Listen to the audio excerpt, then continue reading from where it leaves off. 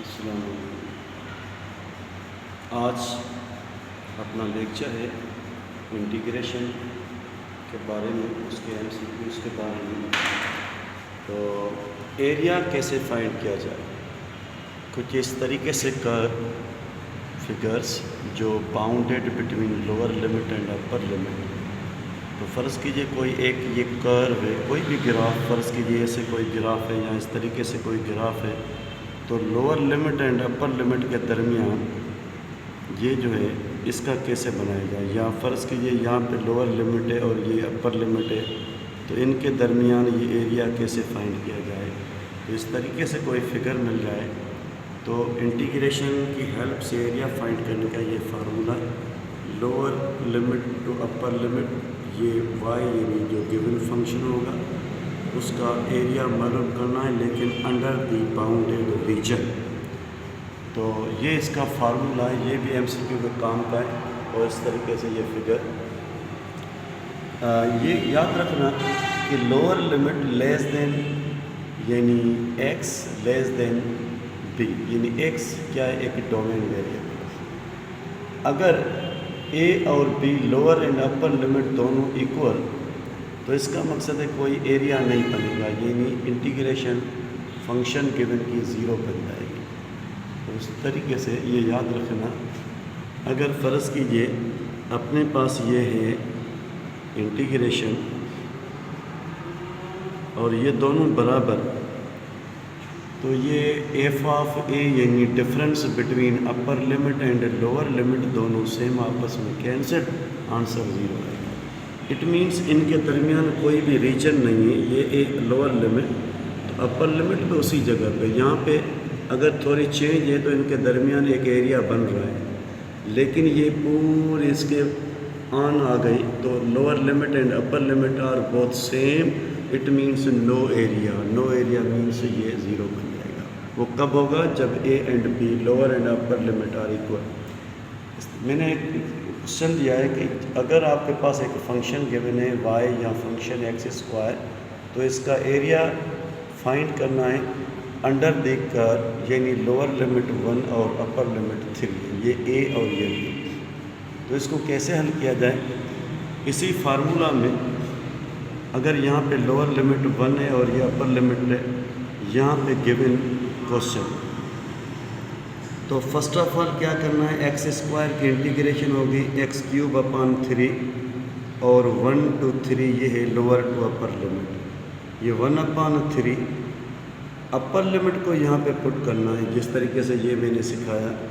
تو یہ 3 power 3 minus, پھر اگین یہ 1 اپان 3 اور 1 پاور 3، یا 1 اپان 3 بھلے دونوں سے کامن، تو یہ 3 پاور 3 یہ 27 اپان 3 اور یہ ٹوٹل 1 کا پاور 3 اپان 3، تو یہ بن جائے گا 3، 27 سے 1 کینسل یعنی 26 اپان 3 اسکوائر یونٹ۔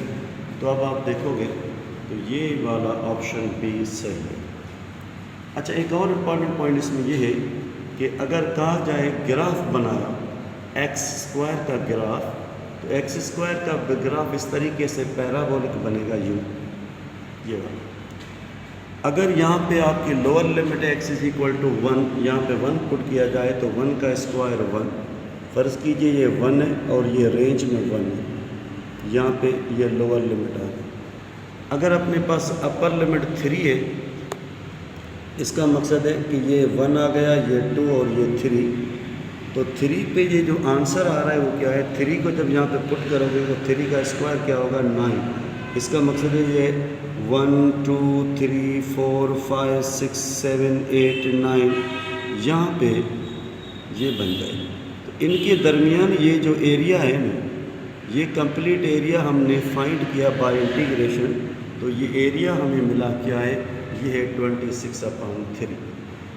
یس اسٹوڈنٹس، ایک اور کوشچن ہے کہ اگر اپنے پاس فنکشن ہے سائن ایکس، تو ہم سب کو پتہ ہے کہ سائن ایکس کا اس طریقے سے گراف ہوگا یوں کنٹینیو، لیکن یہ کوشچن کہہ رہا ہے کہ لوور لمٹ 0 ہے اور اپر لمٹ ہے 60 ڈگری یعنی π/3، تو 0 پہ سائن 0 اور 60 ڈگری پہ سائن جو ہوگا وہ کیا ہوگا रेडिकल 3/2 यानी 0.866 फ़र्ज़ कीजिए यहाँ पे आ गया। तो इनके दरमियान हमें ये एरिया चाहिए। ये जो एरिया है वो है बाउंडेड कर्व का, पूरे साइन के ग्राफ का नहीं, ये हमें चाहिए बाय इंटीग्रेशन। तो साइन की इंटीग्रेशन मालूम करनी है, वही नो साइन की इंटीग्रेशन है माइनस कोस एक्स और ये माइनस सेम ब्रैकेट कोस अपर लिमिट, ये अपने पास अपर लिमिट π/3 यानी 60 डिग्री माइनस कोस और ये लोअर लिमिट है 0। तो we get cos 60 degree means 1/2 और कोस 0 मीन्स 1। तो यहाँ से आंसर आएगा 1/-1/2 और ये माइनस इंटू माइनस प्लस 1/2 या 0.5, यानी हमें ये आंसर दिखाई देना है। ऑप्शन ए में 1 और ऑप्शन बी में 0.5, यस ये आंसर से आएगा। इसी तरीके से और इसका ग्राफ बनाने की भी प्रैक्टिस होनी चाहिए। कभी कभी MCQ इस तरीके से आएगा कि which of the following area under the curve. तो एक स्टूडेंट्स और क्वेश्चन है कि इफ़ y = 10x है और लोअर लिमिट 0 है, अपर लिमिट ये है, अगर इसका ग्राफ बनाया जाए तो वही लो आप सबको पता है कि जो ग्राफ होगा 10 का वो इस तरीके से होगा, इस तरीके से। तो हमें चाहिए x यानी लोअर लिमिट 0, अपर लिमिट π/4 यानी ये 0 अपने पास है और ये π/4 45। तो 10 0 इज़ 0 और 10 π/4 इज़ 1। तो इनके दरमियान ये पूरा कंप्लीट नहीं, इनके दरमियान हमें ये रीजन चाहिए, ये है बाउंडेड रीजन। इसकी एरिया क्या होगी, ये bye integration we can find. तो वी नो 10x की इंटीग्रेशन है ln sec x, lower limit है 0, अपर लिमिट है π/4।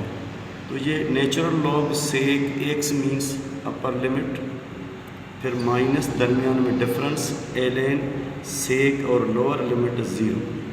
तो ln sec π/4 cos π/4 क्या है 1/2, तो sec π/4 क्या होगा रेडिकल 2 माइनस और cos 0 1 है, तो 1 का रेसिप्रोकल आल्सो 1।